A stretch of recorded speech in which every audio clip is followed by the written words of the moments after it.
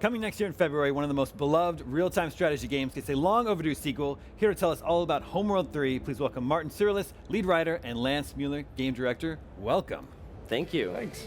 So, it's been 20 years since Homeworld 2. What was it like to come back to the universe and pick up the story where it left off? Exciting. Homeworld is my first love. It's the first project I worked on. And to come back and have everything there and to be surrounded by people who are excited about it as I am, who are as steeped in the lore as I am, has been a wonderful experience. I've really deeply enjoyed it.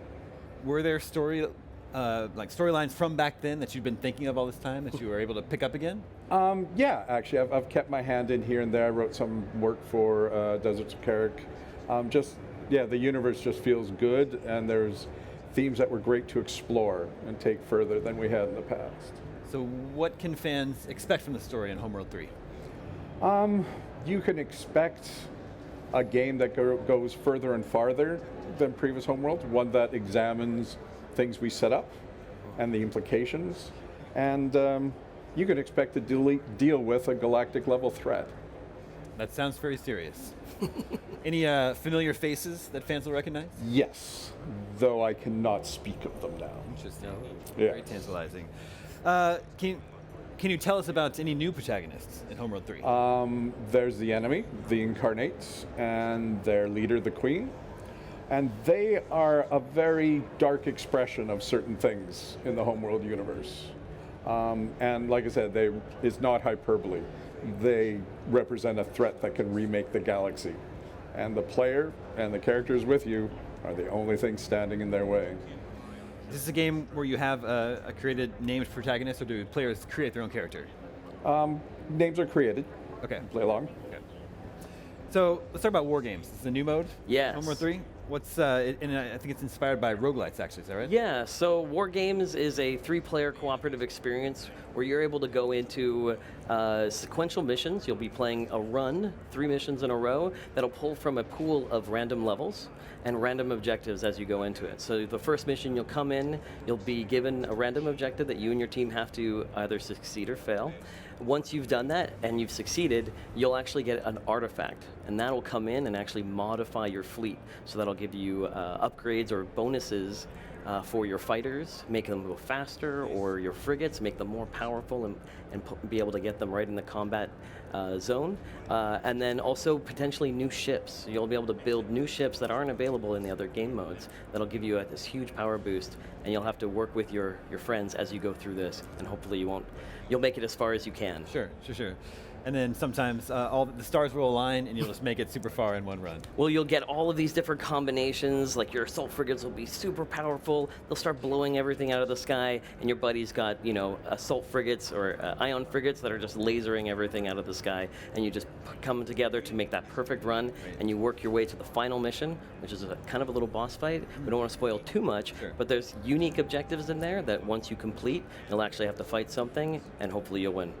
So since it's roguelite, is there anything persistent from run to run, anything that carries over? So right now we have a meta that you'll be able to, as you complete objectives, you'll be getting meta progression, and you'll be unlocking new fleets, new artifacts that'll be able to use in your next run that you can use with you and your friends. So when you were starting work on Homeworld 3, where did the idea for the War Games mode even come from? So for us, we're really excited about what everybody's doing, all the developers in this space, and what they're doing is super inspiring for us. So what we took that and we looked at our skirmish mode, and we were like, can we bring some of this energy that these are bringing to Homeworld 3 and to an RTS? And really, War Games is the expression of that thought experiment. Is there any part of War Games 3 that's actually in the campaign mode, or is it completely separate? So a lot of the units that will cross over, and you'll be using a subset of that. But right now, a lot of the artifacts are completely separate. We want to make sure that we build an amazing campaign experience for everyone. The Homeworld they know and love, the amazing story that Martin Cirulis is putting together. But for the War Games, we really want to be able to do a little bit more, which is a little outside of the Homeworld specific vein, but adds a little bit more engagement and variability. So I like RTS games. I've played a lot of RTS games. I've never played the Homeworld games. I know that they're beloved, very highly rated on IGN, in fact. Mm-hmm. What do you think it is that is sort of the hook? What's the unique aspect to this RTS game? For me, it's really the cinematic, visceral combat of the game. You come in, it's very low APM, so for anybody who wants to get into an RTS that doesn't, you don't have the micro, you can micro to a certain extent, but a lot of the units, they just flow. You feel like you're commander of a fleet, and you have a pilot, and they know their job. They're a pilot. They go out, they fly the plane, they make sure they work within terrain and cover, and so for me, I think really Homeworld allows players to enjoy a narrative experience first, with good gameplay and amazing spectacle, and fully three-dimensional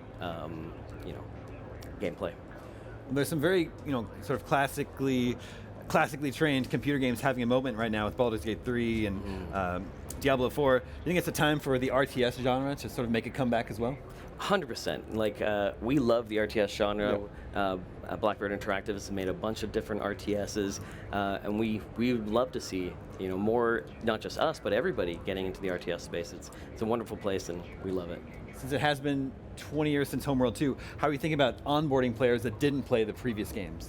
So we've actually been working really hard on making sure that we have a tutorial that is engaging, but also informative, using good modern conventions. If you played Homeworld when it first came out, you almost needed like a physics degree to be able to understand how to control everything. We're really focused on bringing that whole franchise to 2023. So knowing RTS standards, modern day accessibility and usability, UX design. So we want to make sure it's available for anybody to pick up and play. Thank you so much for coming by the IGN studio here. No problem. Thanks for having us. Thanks for having us. Homeworld 3 will be coming home in February next year on PC. Until then, there's lots more Gamescom Studio right here on IGN.